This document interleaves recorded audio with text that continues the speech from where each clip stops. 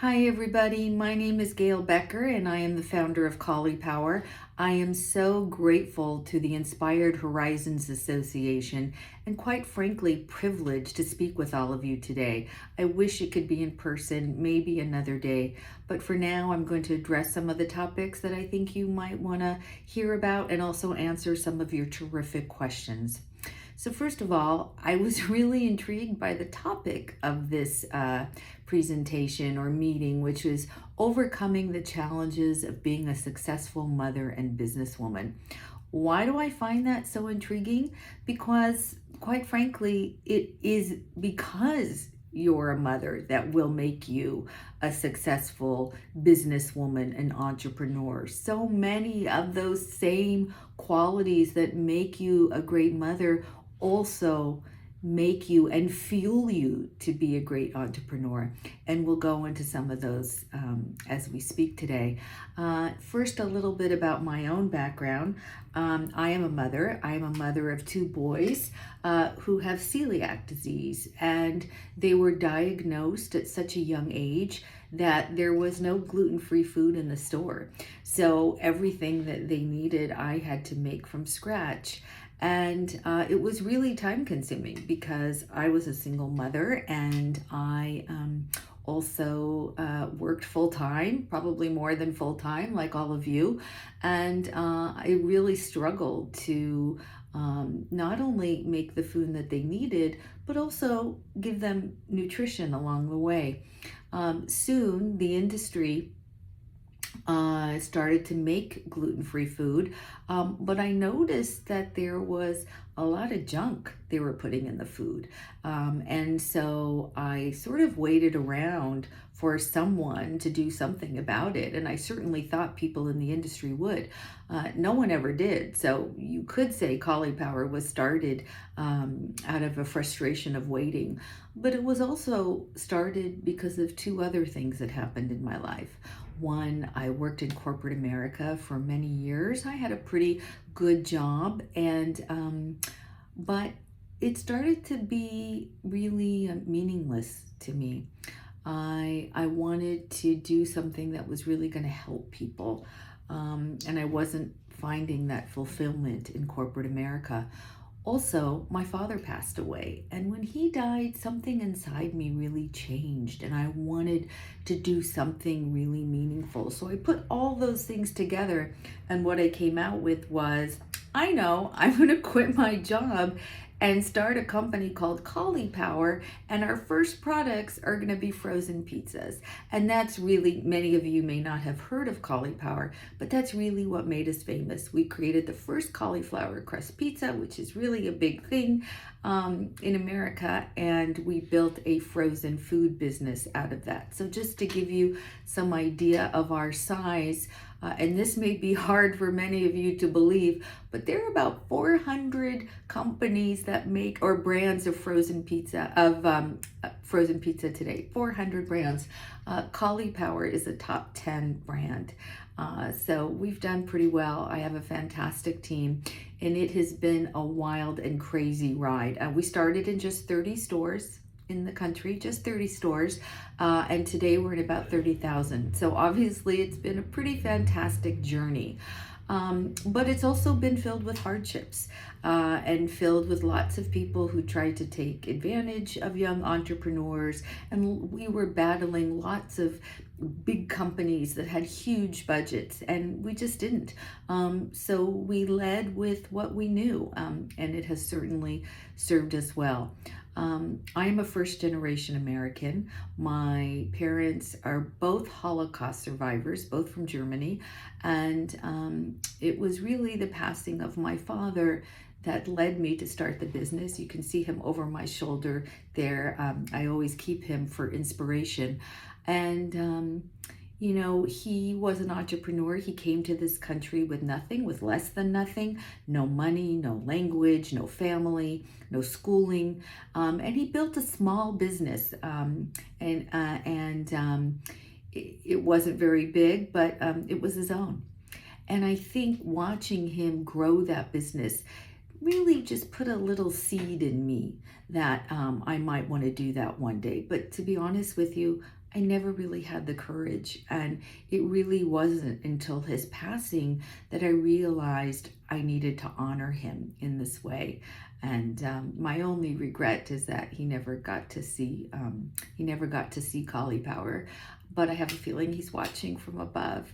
So what made me someone with no food experience, which is a huge industry in America, what made me do literally risk everything I had to take a bet on a vegetable?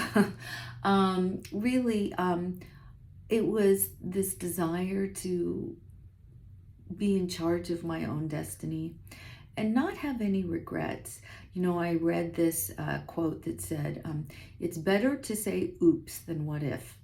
And oops is this notion that, oh, I made a mistake, but isn't it better to have perhaps tried and failed than never to have tried at all? And so that was really what inspired me to go on this crazy ride. And to be honest with you, I almost didn't. I came this close to not starting Caulipowere, and I'm really glad that I did. And you know, I think there are a lot of entrepreneurs, maybe even particularly female entrepreneurs, that sort of wait for everything to be perfect. You know, you feel like you have to have the perfect business plan or the perfect moment or, you know, the perfect team, and you really don't.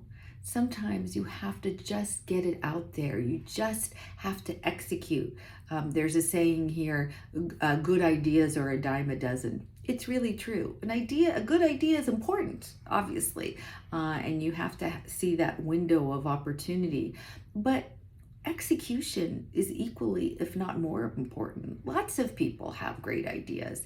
The difference between a great idea and an entrepreneur is execution, is bringing that that dream, that vision to life. So what have I learned along the way that helped me overcome so many of the challenges we faced? And boy, did we face a lot of challenges. I think, you know, it was this overarching mission that I knew that I wanted to help people, and I knew I wanted to do it in a way that just didn't, you know, exist in big food. I wanted to make products better. I wanted to make them accessible to all, not just on the East and West Coast, but all over the country. And I made a list of things that we were going to do different from everybody else. And I think that's a really good place to start. You know, when you go and when you start your own business, there are a lot of rules to follow, of course, lots of rules to follow. And those are really important, right? Because people have gone before you and learned the hard way. So knowing which rules to follow and conventional wisdom, that's really, really important. But you know what else is important? Knowing which rules to break. What's going to set you apart? What's going to make you different? What is going to make your business set apart from everybody else that's out there? And knowing which rules you're going to follow and which rules you're going to break is really key to starting your own business. I think the other thing that's really important is having a support network, right? So right now you guys are obviously with the Inspired Horizon Association. That's amazing. Finding a group of like-minded individuals who can cheer you on, who can help you when things don't go right, because they won't always go right. But that's where your experience of being a mother and being a parent, that's where that comes in. Because boy, there's no job in the world that's harder than being a mother. Caulipowere has been excruciatingly hard, for sure, but Nothing has been quite as challenging or gut-wrenching or rewarding as being a mother. So that experience is hugely valuable. I always say here, if you want to do something right, if you want to have something done right, hire a working mother, because I can't think of any group of people who understand more how to juggle, how to make things happen, how to get things done, even if it's and really making it look like they have 7 arms while they're doing it. So don't undervalue the experience that you have as a working mom. It is the most valuable experience, and something that I have learned firsthand, and it's something that I draw upon every day, particularly if it's something that has happened in your family or with your children that helped inspire you to start your business in the first place. Much like me, my kids had an issue. I saw a problem. I saw a problem that other people might be facing, and that's what I started my business around. So, don't underestimate that value of being a working mom. It is the most precious and most incredible value that you could bring to any business that you start. I think maybe now I'll answer some of the questions. Can working mothers make great entrepreneurs? I will say that working mothers make the best entrepreneurs. They're fast, they're smart, they're capable. They know how to do things with one hand tied behind their back. And usually women, and I think this is pretty much a global phenomenon, women usually do things because they're trying to improve something. They're trying to make things better. They're trying to have a positive impact on society or the world around them. What a wonderful motivator. It's probably the most powerful motivator. Money is good too, don't get me wrong, and money is important, and that's how we help other women, and we can never forget the business value that women bring to the economy. But that element of wanting to do better, wanting to help people, wanting to make an impact, that's the most wonderful fuel that entrepreneurs can have. Another question is, what do female entrepreneurs need to start a business? Well, I would say a couple things. It's good to have a business plan. Doesn't have to be a complicated business plan, but you have to have a business plan. What is your vision? What is your mission? What do you want to achieve? What's going to make you different than other businesses that are out there? Are you launching an innovation in the way that I did? Or are you offering a product or a service that is just better than what's out there, or cheaper than what's out there, or easier, more convenient than what's out there? Whatever it is, be able to articulate it really easily. Get it down. Practice in front of the mirror so that when people ask you what you're trying to achieve, you can say it like that, and you're going to be so compelling. And it's there's nobody can sell quite like an entrepreneur. That's 9/10 of what I've done, is just try and sell our dream and our mission. How can women support each other? I get this question a lot, and it's actually one of my favorites. First, you have to support each other by showing that you support each other. So I hear from female entrepreneurs all the time. Follow them on social media.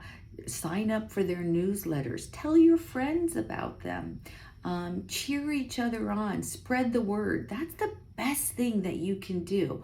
And support their businesses. Maybe do partnerships together, or collaborations, or anything to help spread the word for each other. Buy women products. By women-founded products, by women-founded services, right? We are each entrepreneurs, but we're also consumers, and it's a really great and smart way to spend your money, and other people will do the same. How can young mothers position themselves best to meaningfully participate in national decision-making platforms? This is really an important one, and one I often talk to my kids about. Always remember the reason why you went into business. And as I said, for women, it usually has some larger social impact. So I think, being part of organizations or groups or policymakers that help influence the future of business, that's a fantastic place to not only meet other people, but to help support the business climate overall. And there's a lot of tools and free resources that these organizations have that they can share with you, in much the same way that Inspired Horizons has. How can you best manage your revenue cash flow to avoid misusing funds? Financial literacy. This is a hard one. And often, new businesses struggle with this. The best thing to do is find someone who really understands finances. Take a class. Educate yourself on how to balance a spreadsheet. It doesn't have to be complicated at first, but financial literacy and running a business with good, solid financial background is so important. And maybe if you know someone who has great financial background and you have a great background in marketing or innovation, you can trade and barter services and help each other out. And together you can all build great businesses. When do you start getting a salary from your business? Ooh, great question. So I started CAULIPOWER in May of 2016. I took my first paycheck, a very small one. I took my first paycheck in September of 2017. So I lived off savings, I scrimped, I saved, I sold my clothes. I drastically altered my life, and I loved every minute of it because I always knew what I was doing it for. So it's hard. Don't let anyone tell you it's not hard. It's so hard. But I invested in myself and I bet on myself. And it's a wonderful lesson for your kids. I always say, if you don't bet on yourself, who else will? I've always said that to my kids. And it was really nice for the first time in my life to not just say it, but also show them. And I showed them by starting CAULIPOWER and taking a bet on myself for really the first time in my life. How do you gain mastery over your emotions when things don't go as planned in business? Emotional intelligence. Ooh, that's a good question too. First of all, it's perfectly okay to have emotions. I think as women, we try and, the way to succeed in business is to be like a man. And there are some elements of that that are true and necessary, but you can't change who you are. And oftentimes it is that emotion that helps drive you. And the emotional intelligence is not really being able to hide your emotions or push down your emotions. Emotional intelligence means that you're sensitive to people's emotions. And it's that sensitivity to people's emotions that allows you to really understand your consumer. Who's buying your products? What do they want? What are they feeling? What are they looking for? What are they missing? That's emotional intelligence. So, if you have to cry, I have been known to go in my car, slam the door in the garage and just cry my eyes out. And I've done that many times along the CAULIPOWER journey, and that's just fine. But I think having that emotional sensitivity is really something to be proud of, not necessarily something to hide from. And then finally, how can one separate from personal identity and the business, especially for entrepreneurs that start their businesses from a personal experience, starting a tuition center because you won a national prize in academic excellence? Well, that's not unlike me for my reasons for starting CAULIPOWER. And I think that's the best reason of all. Having a personal connection is really what makes you so able to tell your story, what makes you so able to share your dream and your vision with others and to get everybody on board and to buy your products or your services or cheer you on. Tell your story. Use that personal experience to tell your story. Make it real. Who in the world is better to start a business than someone who saw that there was nothing there to help them? That is the best reason to start a business. So be your best storyteller. Nobody can sell like you can, and nothing can sell like telling your own story. So be generous with it. Share it with anybody who will listen. That's what I did with CAULIPOWER, and quite frankly, what I am still doing. I guess that's all the time that we have. I could go on forever. I do hope to meet you all in person one day. I want to thank Inspired Horizon Association for this incredible opportunity. And feel free to share any additional questions with me. Thank you for inviting me. And please know, to each and every one of you, I will be cheering you on. Thank you. Bye-bye.